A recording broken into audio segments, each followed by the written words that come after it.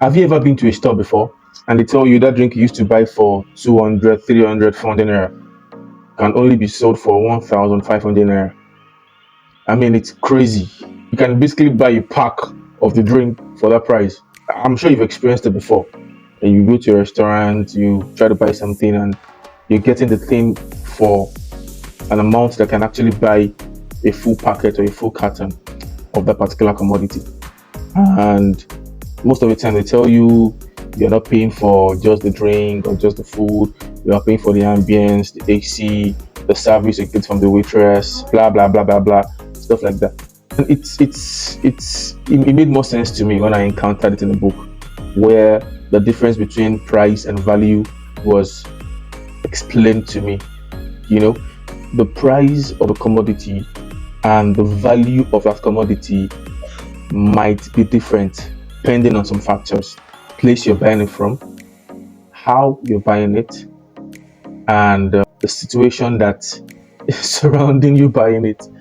For example, if you go to a hotel to order Indomie, you realize that Indomie is not actually cheap compared to what you buy and cook at home. I'm sure you understand what I'm saying. So, value and price, some people use them interchangeably. It's allowed, but they are totally different. Trust me, they're not the same thing. So, I want to use this to explain something with regards to a relationship as humans. You see, you can be a regular person who has a price.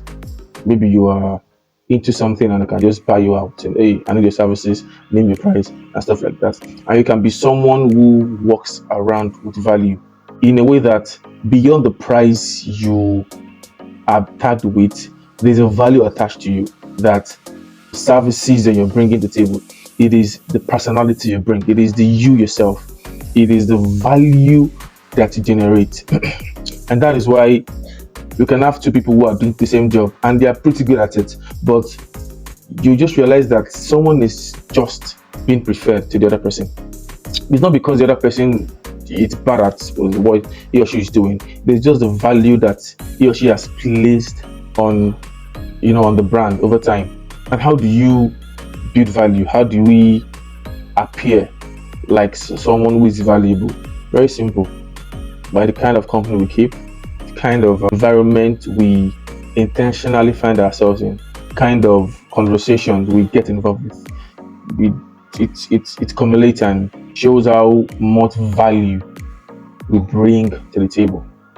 So I'm just urging you today, don't just be a prized asset, don't be a prized commodity, be a valuable one. Let people look at you and always have a reason to say, we can't do without a guy. Everyone is indispensable, yes, but there are people whose value is way, way beyond the price tag on them. They bring a lot of value to the table and you can't take that away from them.